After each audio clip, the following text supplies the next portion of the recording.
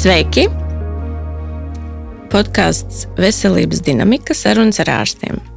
Un šodien mums studijā ir Kalvis Pastars, ļoti veiksmīgs plastiskais ķirurgs.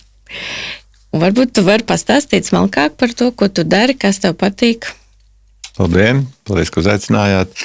Es tiešām plastiskais ķirurgs. Man ir diezgan liela pieredze mikroķirurģijā, rekonstruktīvajā, un faktiski šī brīža mans fokus tomēr ir pārsvarā estētiskā ķirurģija. Ir to, ko cilvēks saprot ar plastisko ķirurģiju, bet patiesībā jums jāzina to, ka plastiskā ķirurģija tas ir daudz plašāks jēdziens nekā sabiedrībā to saprot. Ja? Zem plastiskās ķirurģijas ir tie paši rekonstruktīvi mikroķirurgi, kas šo visu klāt, ko nogriež, ja? un ir rokas ķirurgi. Ja? Bet estētiskā ķirurģija ir salīdzinoši maza sadaļa, bet tā populārākā. Un tas faktiski šī bija mans fokus, teiksim, ja. Un šodien mēs varbūt varam parunāt vairāk par to, kas cilvēkam ir jāzina, ja viņš ir saņēmies aiziet uz plastisko, estētisko operāciju. Varbūt sākam ar seju? Jā, es domāju, tas svarīgākais ir, protams, no sākuma apstīties, kas vispār notiek, kādi ir ārsti. Ja? Pastīties, kāda ir viņam pieredze. Ja? Jo man liekas, tas ir svarīgi tomēr atrast savu īsto ārstu. Ja? Neiet pie tā, kurš šis vairāk varbūt podkastos piedalās, piemēram. bet ja nopietni, tad, teiksim, faktiski atrast to tiešām speciālistu, kam jūs uzticaties, ja? Kam ir pietiekuši liela pieredze, ja? Un kurš tiešām ir ar zināšanām. Ja? Tas, man liekas, ir pats svarīgākais. Jā, to tās, kur mēs spēj uzticēties. Jo tomēr tas ceļojums ir pietiekoši garš. Ja mēs runājam par seju, tomēr tas ir, teiksim, tāds pusgada garš ceļojums kopā vienā laivā, un pati operācija ir pietiekoši sarežģīta, jo, ja es taisu tās operācijas, kas saucās deep lane, ja, tas nozīmē to, ka tie audi tiek pārdalīti, tas saucamais meslāns, kas ir sejā, tiek pārdalīts un pārspriegots, un tas ir tāds sarežģītāk tāda operācija, bet tiek uztīts ar ilgnoturīgākiem rezultātiem, ja. Un, protams, ka teiksim, tas, ar ko jārēķinās, ir tas, ka operācija ir apmēram 5 stundas, ja, tāda pietiekoši gara, ja, un pēcpēc periods, teiksim, var būt ļoti dažāds. Ja. Sākot no tā, ka man ir dāmas, kas sēž jau kafiju dzer pēc operācijas uzreiz, ja, un tādas, kas nākamajā dienā tik saguruši, ka liekas, kam man to visu vajag. Ja. Un tāpēc man liekas ļoti svarīgi, pirmām, mentāli nobriest tam visam, ja, saprast, ka tas tiešām tā ir lieta, ko es gribu, ka man to vajag, nevis tāda mirkļa iegreba tā ir, jo tas reizēm arī maina dzīvi, parasti uz labo pusi. bet faktiski tas būtu pirmais jāsaka to, ka jātur tas speciālists, pie kā es gribētu operēties. Ja? Un, protams, ka tas nav nekas noslodošs, ja mēs aiziem pie vairākiem ārstiem, aprunājamies ar vienu, aprunājamies ar otru. Ja? Svarīgi, protams, ir jūsu vispārējais veselības stāvoklis. Tas ir, respektīvi, vai jums nav kādas blakus slimības, vai nelietojat zāles, kas varētu ietekmēt rezultātu. Ļoti svarīgi ir nesmēķēt, ja smēķētājiem rezultāti ir slikti, ir dzīšanas problēmas, ja, un principā smēķētājs es personīgi neoperēju. Ja. Nākamais ir saprast, sakārtot savu dzīvi tā, lai mēs varam to mēnesi izbrīvēt laiku, ja, jo tomēr pēc tās periods ir izteikta sejas tūska pirmās pāris nedēļas, ja, kas pēc tam lēnām krītās. Ja. Un, Latvijā parasti cilvēki nelielās ar to, ko viņi taisa faceless, viņi to grib izdarīt pa kluso, lai neviens nepamana. Tad faktiski mēnesi rezervēt, ja gadījumā, teiksim, mums viss ir labi, mēs jau 2 nedēļas esam uz strīpas, ja? Bet, ja mums ir vairāk laika vajadzīgs, tad ar mēnesi faktiski parasti pietiek. Un kā ir ar sauļošanos?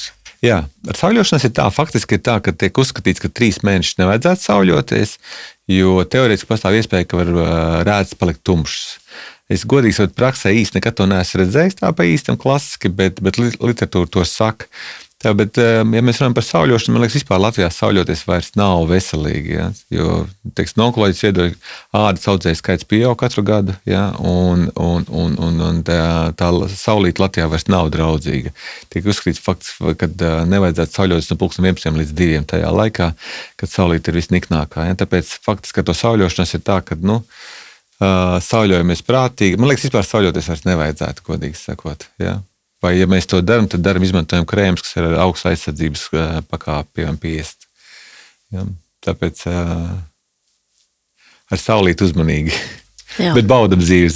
Saulīte ir vajadzīga, lai mēs esam smaidīgi un ar daudz D vitamīnu. Sievietei menopauzu hormonālu preparātu lietošanu kaut kādā veidā varētu uzlabot pēc operācijas rēdzīšanu? To tu esi ievērojis? Es godīgi sakot, man nav pierādījumi, tādi zinātniski balstīti pierādījumi, bet sajūta līmenī man prasa, es domāju, ka noteikti. Ja, jo tomēr tas hormonālais balans ir ļoti svarīgs. Gan vielmaiņai, gan dzīšanas procesiem. Es domāju, ka tam noteikti ir liela nozīme. Nu, katrā ziņā es savā ginekologu praksē, tad, kad es operēju pacientus, un arī man ir vairākas stāstījušas, kam ir kaut kādas kaulu locītava operācijas bijušas, tad, kad viņas lieto menopauzu hormonālus preparātus, parasti ārsti brīnās, cik jums ātri viss atzīja un tā, ja? Tā kā varbūt, ka tam tomēr ir skeles sistēmā pilnīgi noteikti, jā, tur šaubu nav, jo tas jau ietekmē kaulu densitāti līdz ar to, blīvumu, jā. Jā, es domāju, ka tur pilnīgi noteikti par to diskusiju nav. Par mīkstiem audēm, man liekas, ka tāda pētījuma īsti nav, es neesmu redzējis. Katrā ziņā ādas un gļotādas parasti labāk apasiņotas ir tad, kad ir pietiekošā daudzumā tie estrogēni. Jā. Es pieļauju domu, ka arī tas nodrošina to dzīves kvalitāti labāk, ja tā vielmaiņa ir labāk. Jo faktiski, ko mēs varam, kādā veidā mēs to ādu varam savu mīksto audu kvalitāti uzlabot. Uzlabot asinsapgādi, uzlabot vielmaiņu, un tas hormoni, tas ir tas, kas ir ļoti svarīgi komponenti tam visam. Jā, un tad vēl ar faceliftu dakteris Pastars to visu vēl nostiprina. Diemžēl, jā, ir brīdis, kad tikai facelifts var nostiprināt kaut ko. Labi. Tad, kas mums vēl ir viena no populārākajām, droši vien, krūšu operācijas, vai ne? Vai tu vari pastāstīt vairāk kaut ko par to, kas jāzina, kad cilvēks nāk uz šo operāciju? Atkarībā no to, ko sieviete, šoreiz mēs tikai par faceliftu, mēs varam runāt arī par vīriešiem, ja tad šeit tiešām mēs runājam tikai par sievietēm, kaut gan vīriešiem arī ginekomastijas operācijas tika veikts, jā.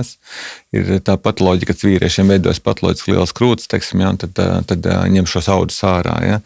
Bet, ja mēs runājam par sievietēm, tad es domāju, tāpat tās jāizvēlas savus ķirurgus, jāapstāsta, kāda viņa sasnieguma, ja. Un parasti pieredze, un parasti šeit jau ļoti strādā klusais telefons, ja, kad draudzene kaut kur darījusi, un viņai ir zinām pieredze. Ja. Bet principā tas svarīgāks būtu tāds, arī būtu labā veselības stāvoklis, smēķēšana ļoti svarīga. Ja pacients smēķē, krūšu palielināšana, smēķēšana varbūt nav tas trakākais, ja. Tad, ja mēs runājam par krūšu samazināšanu, ja, smēķēšana ļoti liels riska komponenti ir, ja.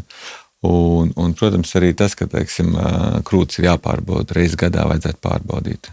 Cik gadi tu liec savām pacientiem taisīt sonoskopiju? Principā tad, kad ir interese jau.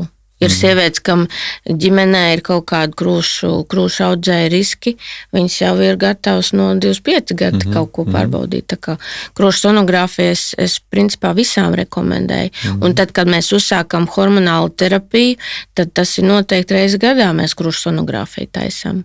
Un mamogrāfija tad, kad atnāk tā vēstule, vai arī tad, ja sonogrāfijā jau kaut ko īpatnēji redz, un diemžēl sanāk šādu un tad redzēt kaut ko īpatnēju, ja?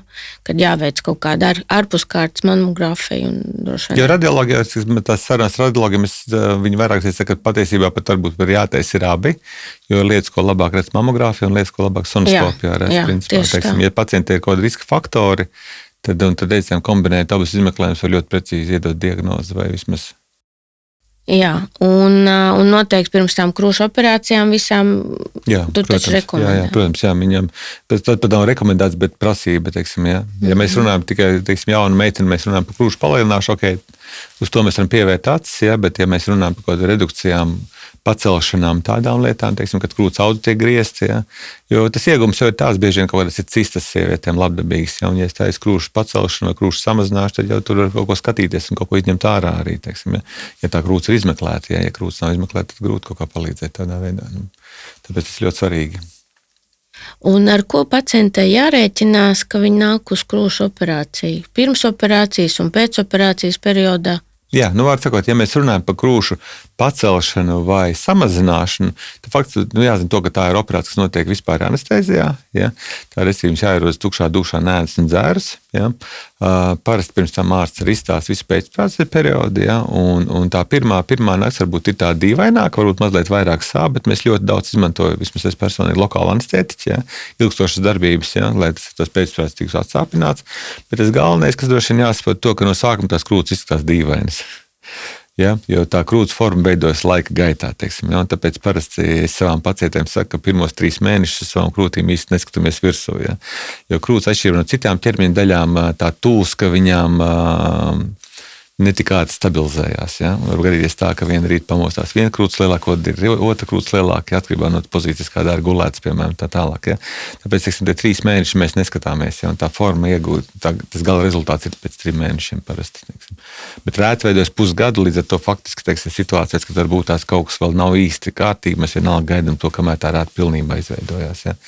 Un parasti tas ir pusgads, pat gads, atkarībā, kas ir veikts. Un par kādām situācijām būtu jāsaprot, ka pēcoperācijas periods nenorit gludi? Parasti jau to ķirurgu uzraudzībā, teiksim, manas pacients viss, viņas nākamajā dienā tiek pārsietas, ja, un tas lielākais komplikāciju risks ir attīstīties pirmajās 24 stundās. Ja, un ja no rīta, teiksim, pacientē viss ir labi, tad praktiski, teiksim, ja nav blakus slimība, ja, tas komplikācijas risks ļoti minimāls, ja tu nulē. Ja. Un, protams, ka, teiksim, kad faktiski ar pacientu visi iespējami riski tiek izrunāti, apmācīti, teiksim. Bet, principā, tā galvenā lieta, ja redz, ka viena krūze paliek lielāka, teiksim, pietūks, siltāka, ja, tad mēs par kaut ko sākam uztraukties. Ja. Bet, principā, tas komplikāciju biežums ir ļoti, ļoti zems šīm operācijām, jo tur ir pacienta selekcija un sagatavot pacientu visu operācijām tiek. Ja. Tu minēji, ka tu neoperēji smēķējošus pacientus. Nē, tas ir. Teiksim tā, onkoloģiskie pacienti, kurus operēja galvas kakla audzējiem, viņi bija 99,9% smēķētāji. Bet, ja nopietni mēs runājam, tad, protams, kad estētiskā ķirurģija tomēr mēs gribam ļoti drošu prognozējumu rezultātu. Ja tā nav onkoloģija, kur nav variantu, ja tu neizoperēsi, viņš nomirs. Šeit ir pilnīgi citi drošības standarti, ja, jo tā izvēle ir tāda, mēs varam to seju arī operēt vēlāk. Jo bieži vien jau cilvēki to plastisko ķirurģiju, estētisko ķirurģiju uzsver kā iešanu pie friziera. Es aizēju un tās nāk smukārā, ja, un sapucējusies, ja, un ar smuki ieveidotiem matiem. Un tad faktiski, protams, kad mēs negribam, teiksim, riskēt, ka mēs no friziera iznākam bez matiem ārā. Ja. Un tā smēķētājiem, protams, tā problēma ir tāda, ka nikotīna ietekmēs spazmēs asinsvadi kapilāri, un tad varbūt tā, ka veidos nekrozi, dzīšanas problēmas, neglītas rētas, asimetrijas sejas. Ja. Jo seja jau tāpat vispār jau ir mums asimetrisks, nav simetrisks seja. Ja. Un ja mēs iegūstam kaut kādas nevēlamas blaknes, tad, protams, ka tas nav tā vērts. Man liekas, ir jāsadala prioritātes, ko mēs gribam vairāk vai labi izstīties vai smēķēt. Un kas ir ar veipiem? Cilvēki daudz uztver, ka veipošana nav smēķēšana. Šī tā ir laba lieta patiesībā. Es neesmu speciālists, bet tas, ko es lasīju, ka viņi tiek uzskatīti vēl bīstamāki nekā klasiskā cigarete, jo viņiem ātrāk atkarība veidojās. Jo klasiskā cigarete ir ļoti daudz blakus degšanas produktu, ja, visi darbs un viss pārējais, teiksim, kas varbūt tās to smēķēšanu padara tādu grūtāku. Tur ir tīrs nikotīns, bliez iekšā. Labi, tad veipotājs arī nav vēlamais. Nikotīns jau tas, kas rada tās spazmas. Ja, līdz ar to tam nav nozīmes, kādā veidā es viņu arī jūs ņemat plāksti, to ne plāksti, bet tie, kas tie Nikoreti plāksterīšu. Arī tā ir lieta, un otra lieta ir tas, ka kas ir tās zelēmā tabaka, kā viņas saucās. Ja. Jā, zelēmā tabaka. Jā, ko liek aiz vaiga, teiksim, un piepampuši lūpas taigā riņķi, un visi domā, ka baigi nepīpē, bet patiesībā tas pats jau vien ir. Labi, kas būtu jāzina par vēdera plastiskām operācijām? Tur ir svarīgi pirmkārt saprast, teiksim, jāsaprot to, ka abdomena plastika nav svara samazinoša operācija. Tas ir primārais. Ja? Protams, mēs varam koriģēt zemādas taukslāņa biezumu, bet tā nav svara samazinoša operācija. Faktiski tas, ko mēs darām, tās ir sievietes, kurām ir bērniņi, viens vai vairāk, vai man vidējais pacientu skaits pacientēm, kurām es taisu apdalos, ka 3 bērni, par ko es nenormāli priecīgs, man liekas, nenormāli superkruta. Un tā ideja tāda, protams, dzemdību laikā, grūtniecības laikā vēders tiek izstiepts, ja, un tas taisniem vēdra muskuļiem mums ir tāda līnija, kas saucas līnija alba, ja, kas tur tos muskuļus kopā. Un, protams, tā kā bērniņš puncija augtā, viss tiek izstiepts, un tā problēma tāda, ka pēc tam tas nesarojās atpakaļ, ja, un tā diastāze, tā atstarps starp taisniem muskuļiem pieaug. Un tad mēs varam trenēt, kā mēs gribam to vēdru, bet mēs plakanu vēdru vairs dabūt nevaram, ja, jo tie muskuļi vienkārši nenostājas anatomiski pareizi. Ja, un tad tas mans uzdevums ir ne tikai noņemt lieku ādu, kas, teiksim, vai karājās un nospriegot viņu, bet savas galvenais vēdra priekšējo sienu, tieši vēdra presi. Un tagad nošuju to diastāzi, tad faktiski mēs iegūstam to smuko plaku no vēdra. Tā cena, protams, ir tā, ko mēs samaksājam par to, ir rēta, kas ir, bet viņa parasti smuka zem miksīlēm paslēpjās, līdz ar to viņa tā kā ķeizagriezena rēta, apmēram mazliet garāka reizē. Viss atkarīgs, cik daudz ir lieko auda. Ja, un tad faktiski pēcpēc periodiem mēs runājam, tad tomēr jānēsā korste, 4-6 nedēļas minimums. Ja, atkarībā no tā, cik tāda iestāze ir izteikta, tad varbūt pat līdz 2 mēnešiem. Ja, un pēc tam mēs varam vilkt smuku paltkastījumu un justies seksīgi. Un kad var atsākt vingrošanu? Viss atkarīgs no tā, cik tāda iestāze ir izteikta. Teiksim, ja? Jo pirms operācijas mums ir jāizslēdz vai no trūces, ja? Nabas trūces, piemēram, kas var pēc dzemdībām veidoties tas ir jāizslēdz, ja? Jo es pacientiem visām veicu tā saucamā lipoabdominoplastiku. Tas nozīmē to, ka teiksim, tiek koriģēts mīkstu audu apjoms un sašūta diastāze. Ja? Un tad faktiski tas ir ļoti svarīgi, lai nebūtu trūces. Ja? Un ar sportu ir tā, faktiski, ka viss atkarīgs no tā, cik liela tā diastāze ir bijusi. Ja? Bet, principā, vismaz mēnesis noteikti nē, ja? Bet varbūt arī visus 2 mēnešus atkarībā no tā, kāds ir izējas stāvoklis. Jo tur noskatās, kāds ir bijis tas vēdera priekšējās sienas stāvoklis pirms operācijas. Jo jau tāda lieta ir kā mini-abdominoplastika, ja? Un tad tur jau meitenes ļoti tādi tiek strīpas. Ja? Un ko tu biežāk taisi? Mini-abdominoplastika? Nē, es esmu tāds maksimāls. Kad taisi, tad taisi. Ne, vienkārši manas pacients, kas nāk, teiksim, viņas visas sievietes ir, kurām ar mini-abdominoplastika ir par mazu. Tur vajag klasisku abdominoplastika taisīt. Un kas būtu jāzina, ja nāk uz ginekoloģisku plastisku operāciju? Būtībā, teiksim, fakts jāsaprot tas, cik mēs esam drosmīgi, ja? Jo ir sievietes, kuras izvēlas lokālu anestēziju. Tas, man liekas, ir diezgan grūti, jo tā injekcija ir sāpīga tomēr ārējās ģenitālijās, ja? Bet patiesībā tā operācija, manā izpratnē, viņa nav tik sarežģīta. Ja? Vienkārši jāizrunā ar pacientu, jāsaprot, ko viņa vēlās. Vai tas ir vienkārši samazināt izmēru, vai tomēr atjaunot kaut kādas anatomiskas proporcijas. Jāsaprot tas apmēram, ko mēs vēlamies, kādu rezultātu. Ja? Un galvenais ar spēt ar ķirurgu ļoti atklāti izrunāt šīs lietas. Nekautrēties, tur es nezinu. Un tad mēs skatāmies, vai tās ekspektācijas ir reāls, vai to iespējams sasniegt. Ja. Kā tu parasti saki cilvēkiem, cik ilgā laikā atjaunojās nervu gali grieziena vietās? Viss atkarīgs no tā operācijas veida. Ja. Ļoti atkarīgs. Teiksim, ja, piemēram, pie facelifta, tā zona, kur tā disekcija ir veikta, var būt pēc 3 mēnešiem tikai tā jušana pilnībā atjaunojās. Ja, tas ir pieaus zona, kakla zona. Teiksim, ja. Krūtīm parasti jušanas traucējumi tikpat kā nav. Ja. Izņemot gadījumus, ja teiksim, tiešām ir veiktas kaut kādas krūšu samazinošas operācijas vai pārstātās krūšu samazinošas operācijas, kad, teiksim, ir tas krūts dziedzies ļoti spēcīgi, tā vienkārši sakot, daudz sagraizīts, ja var gadīties tā, ka ir krūtsgala jušanas traucējumi. Ja? Tā ir blakne, kas var attīstīties. Ja? Līdz šim manā praksē parasti viss ir atjaunojušās, ja? Bet man ir bijis pacienti, kuriem, teiksim, pusgads pagāja, kamēr atjaunojas krūtsgala jušana. Teiksim, ja? Tā, ka tādas lietas, teiksim, ja pārējās ķermeņa daļās parasti, teiksim, tā jušana apmēram mēnesi, 2. Viss atkarīgs no sievietes vecuma, jo tas izšķirošais faktors ir vecums. Jo jaunāks cilvēks, jo ātrāk viss notiek. Kā mēs zinām, bērniem viss ļoti ātri notiek. Ja?